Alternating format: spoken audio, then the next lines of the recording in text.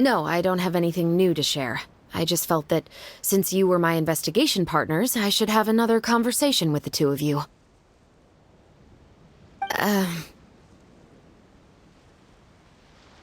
Traveler, how would you have responded to Baptiste's request if you were in my shoes?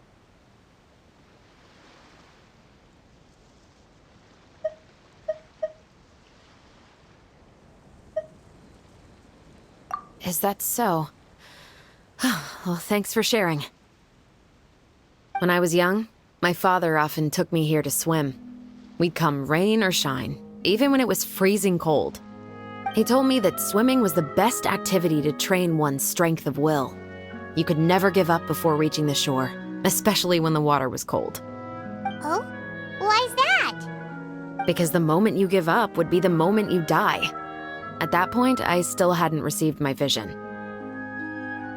One winter, the chilly wind felt almost like knives on my skin, and the seawater was so frigid that it numbed my toes the moment I stepped in. I cried and begged my father to spare me from having to swim across, but he wouldn't listen. He used to be a member of the Special Patrol as well. You could say it was his way of educating his children. That sounds awful. When he saw that I wouldn't stop crying, he just picked me up and tossed me into the icy water. The bone-chilling cold took away my senses. I couldn't feel anything but fear and rage. I waited for my father to save me, but one look and I knew he'd already started swimming for the opposite shore. I realized that if I were to give up, I really would die right then and there. I used all of my strength to try and catch up to my father. Those few minutes felt longer than my whole life up until that point. I did, however, make it to the other side. I've never felt afraid about anything in my life after that, nor have I ever cried again. That way of teaching would have never worked on Paimon. Yeah, I don't think that was the right method for anyone. It's just that, working now as I am in the pursuit of justice, I still sometimes feel like I've been tossed into that winter sea all over again. The anger and the helplessness. Chevreuse. But the worse I feel, the more I know to never give up. The alternative would be to forever lose myself among the waves. Anyway, how about a race? Neither of us will drown, but we can still see who swims faster.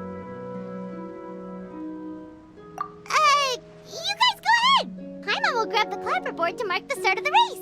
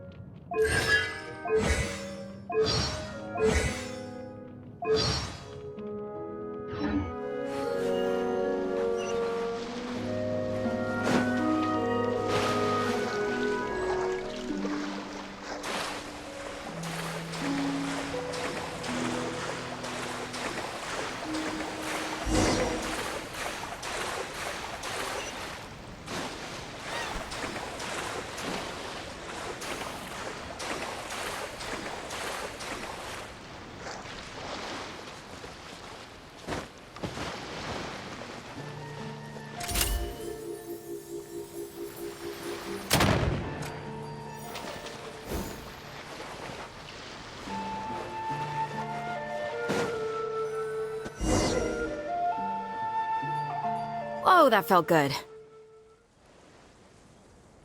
You were so fast in the water, Chevreuse. You were swimming even faster than Paimon can fly. So, about the Special Patrol, did you join because of your dad? Partly, but I'd say I was more inspired by the heroes I read about in stories growing up. Oh, so it's due to your love of stories. Of course, it was only after I joined the Special Patrol that I learned that truth is often stranger than fiction. Come on, let's walk a bit more.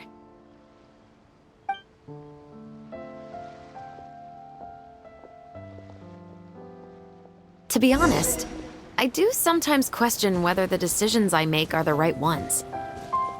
But I know that no matter what, I must keep swimming.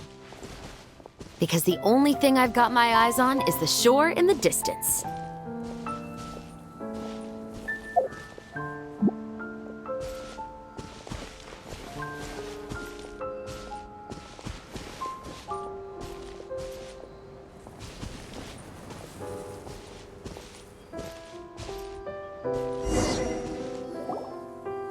Thank you for coming on this walk with me.